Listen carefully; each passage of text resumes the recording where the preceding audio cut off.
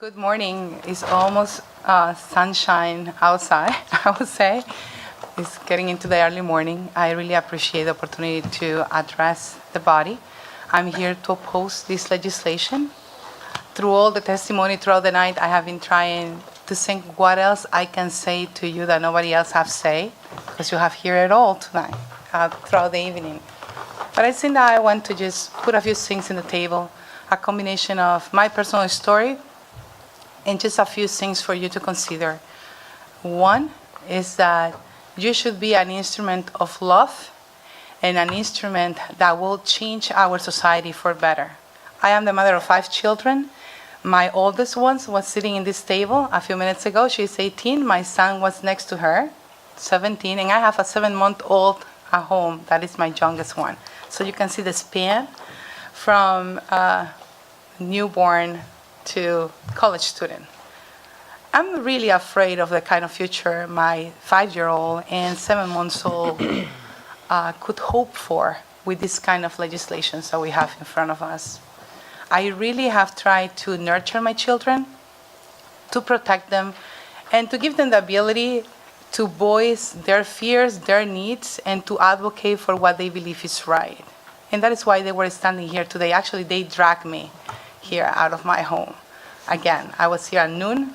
They dragged me back, and they said that I needed to be here. And I felt very proud to hear them voice their own opinion. They didn't have any mommy's help creating any other testimony. But I'm really concerned that when we see this kind of legislations coming forward, what will they represent 20 years from now? What kind of message will that leave my youngest children about the values that we hold in society? What do? Move to another country and live in the top of a mountain just to keep them safe and away from people that is saying that we live in a culture of death, that life is no value? And contrary to whoever or any organization could say, when a heart is beating, the difference from my womb to the outside world is location. It's plain location. That baby's alive inside of me. All what it takes is the delivery to come outside. That baby's organs are functioning. The lungs will take the first breath, and that is just a human just like you and me. Little background history. I live in the city of Providence. I'm an American citizen, an active voter. I have my own business. I actually contract with the state in many projects where I try to be very inclusive of all the things that I can to bring resources to people that is in need. And I have 5 scenarios to share with you very briefly, because I know you guys are exhausted. Scenario 1, or actually a little background. I was born here and moved to Bolivia when I was 2 years old, raised in the perfect household, in the most beautiful place, and had a wonderful childhood.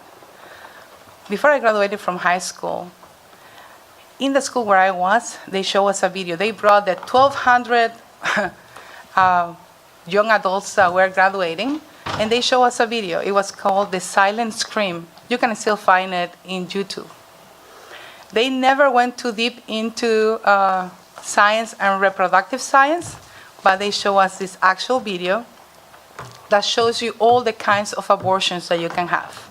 So just imagine, you're 18, you have never been exposed to any horror, and then you can see babies that are running away from torches inside of the womb.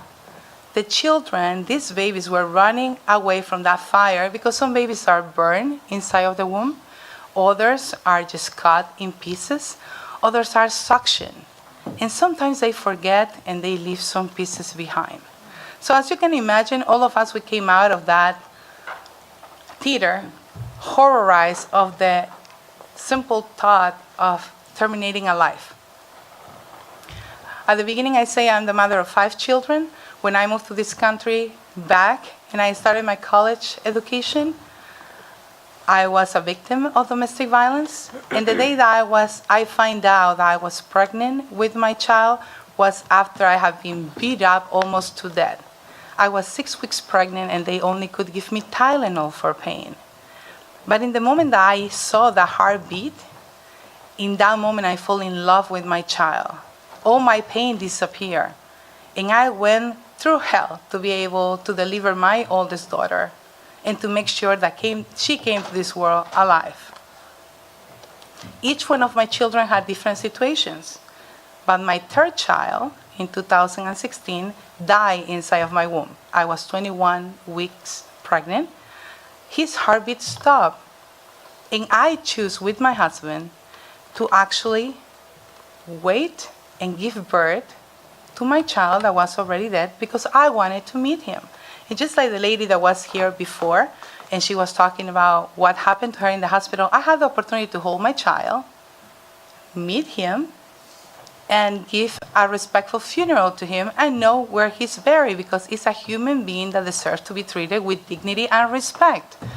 So to close this, I just want you to ask yourself if you have ever feel loved by someone, or who do you think is the person that loves you the most? We all have mothers, and I'm sure that somebody had held you in their arms at the moment that you were born and look at you with eyes that shine because they had finally in their hands that they were waiting for so long.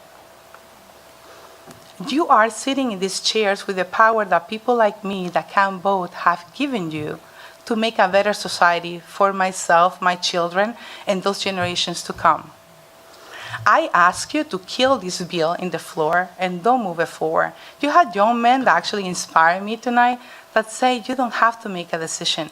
In Rhode Island, we don't do it the New York way or the Massachusetts way. We do it the Rhode Island way, which means we do the best that we think we need to do for this state, even if that means taking the legislation, dissecting it, and just keeping whatever it is worth it, which I don't see any piece of it that will be worth it, and just doing something else that will protect everybody's right, starting with those that are nuestros semejantes in Spanish, that is the unborn babies. So I ask you to protect life and to please don't listen to those pulls. In 2 days, we had over 1,300 signatures opposing Mayor Zelorzo's testimony on the first round because he said that he represented the residents of the city of Providence. He did not represent me. I signed that paper too. So you have 7,000 people with a pastor. Right here, with the people that have come just today, you have like 12,000 people that is saying no. So there is many more people out there that is against this. And for all of us that we were asleep, letting the government pass all the regulations and bills that they wanted before because it didn't actually affect... We're at about 8 minutes, Yes. if you could, thank you. It didn't affect our way of living. This could definitely impact the way that we live. So thank you so much for your time. Thank you very much.